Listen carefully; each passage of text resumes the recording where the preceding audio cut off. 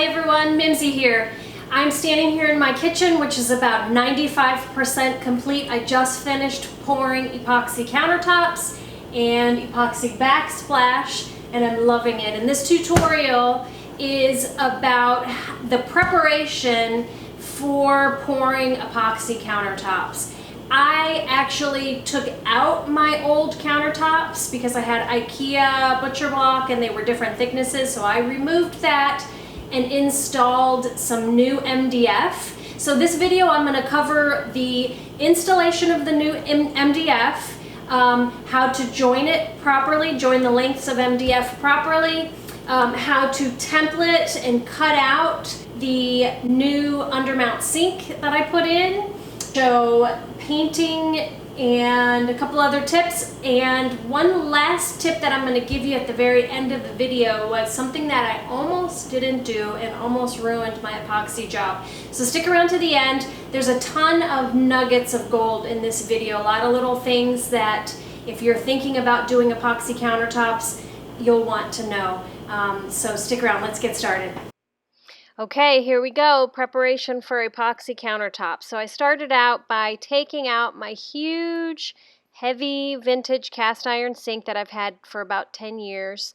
The thing has seen better days, and I love it, but time for something new.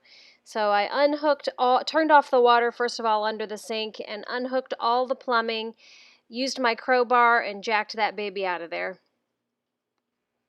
All right, next up is to unscrew the countertops and remove those. So I had to wait for Beast to come home and help me with that because those IKEA countertops are super heavy, not to mention that big cast iron sink. So we took all the countertops in the sink out and prepped to put in the new undermount sink. So I dry fitted the sink and created some cleats, or basically mounting brackets, out of 1x4s in order to support the sink from underneath.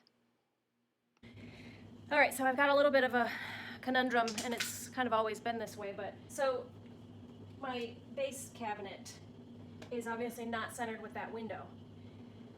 So, and I don't want to move this base cabinet over because that means I would affect the flooring and who knows whatever else. I'd have to, this all into the corner is all one base cabinet. It's attached to this cabinet. And then this cabinet on the other side of the dishwasher. So I think what I'm going to do is I'm going to take off the trim piece. That's this trim piece, because there's really nothing back here. So I'm going to take off this trim piece and potentially just put like a really tiny trim piece here, move the dishwasher over that 2 inches in order to be able to get my sink centered under this window so that I can put my faucet centered under the window, because even though it'll look funky on the front here with the cabinet, the base cabinet being off, it's still going to be better than having my faucet off. I can't see having my faucet not centered on the drain and not centered under this light. It would be really weird if it was like that, in my opinion. So I'm going to center this under the light and on the sink, and then that whole sink and the faucet will just be off center from the base. And I don't want to start moving base cabinets because these cabinets are so old. These cabinets are original to the 1962 house, and I would like to sooner than later build all new cabinets for my kitchen. So that's what I decided. Okay, so now it's time to template my sink. Since my son bought me this sink off of OfferUp used for my birthday, there was no template for it. So I had to make my own paper template, and I just used that construction paper that's sold at Home Depot in the paint department for covering your floors when you're painting.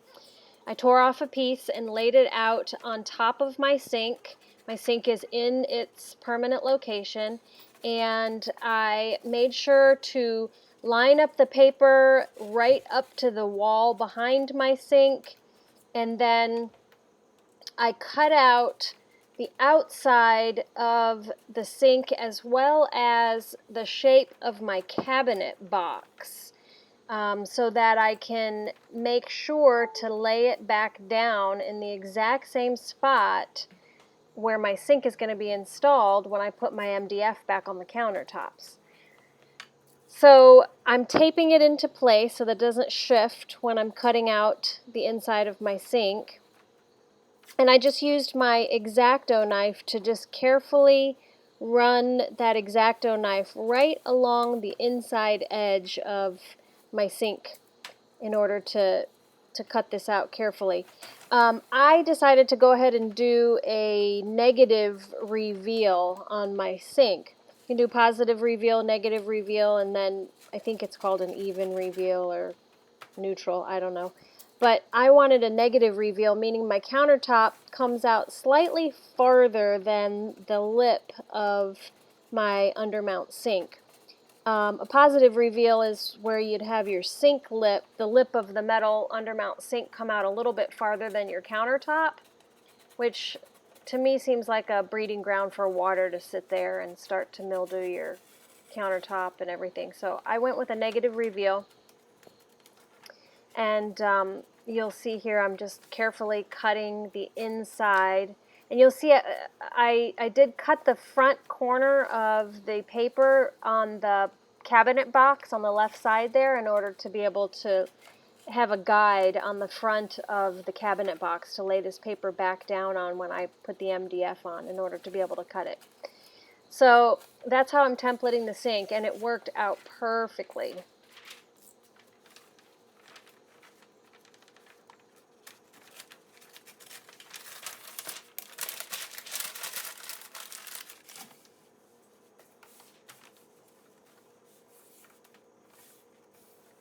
Okay, now I laid out my template on there and traced the inside edge, and then I used my straight edge and really straightened up the lines, connected them, and made my lines nice and dark so I have something to follow with my jigsaw. So I'm going to go ahead and cut it out.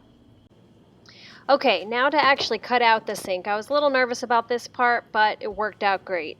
So the first thing I did is I used my Forstner bit to cut the corners. I found that the 7/8 inch Forstner bit was the exact radius of the corners.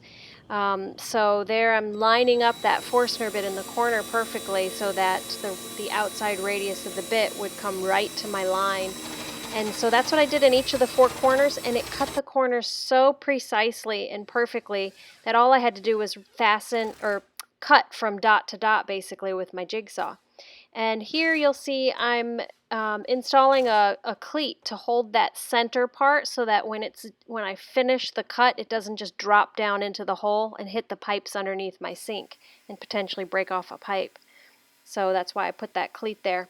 And then I just followed my line with my jigsaw and I cut directly on the line. And I guess you could probably use a circular saw here too, but I used a jigsaw all the way around. Pro tip, get a new blade before you start, even maybe 2 new blades. So you have a nice easy job of cutting out that hole and it doesn't take you all day long. So there's my hole and it worked out great. Okay, so as far as the pocket holes, when you're putting your pocket holes in, you want to put alternate pieces of material. Put 2 here, 2 or 1. I don't know if people standard put 2. I just do that. But put 1 on each side of your joint so that it makes your joint level. Otherwise, if you were to go down one side only, this side tends to pull lower than this side. When you put your screws in, it tends to lower. So anyway, just go. I don't know if that's standard or not, but I found that's a good way to do it. But you see how nice and tight my joints are? You can barely see them. And so now I'll go ahead and fill these. I know most people would probably do this on the bottom, but this is so heavy, this MDF. I can't lift it anymore. Just getting it up here, carrying it in was just enough. So I'm putting it in the top, and then I will fill these in and they're perfect. So that's the way I'm doing it.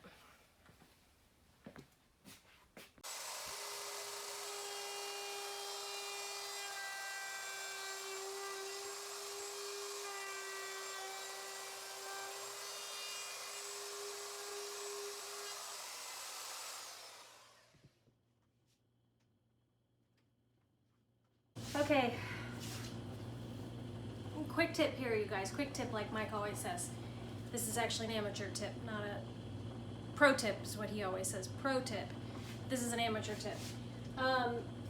So if you are using your router and I waited until after I had all my pieces joined together and filled before I routed all my edges, but I came to this corner here and my router would not come all the way to the corner.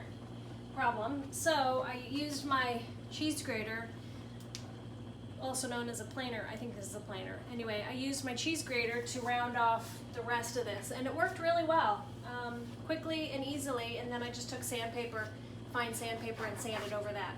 So if you're not doing a huge kitchen and you don't have a router, you could totally use this planer to round over your edges. It works really well. So that's my quick tip. Just shimmy it up underneath this. So I'm going to put the long end in.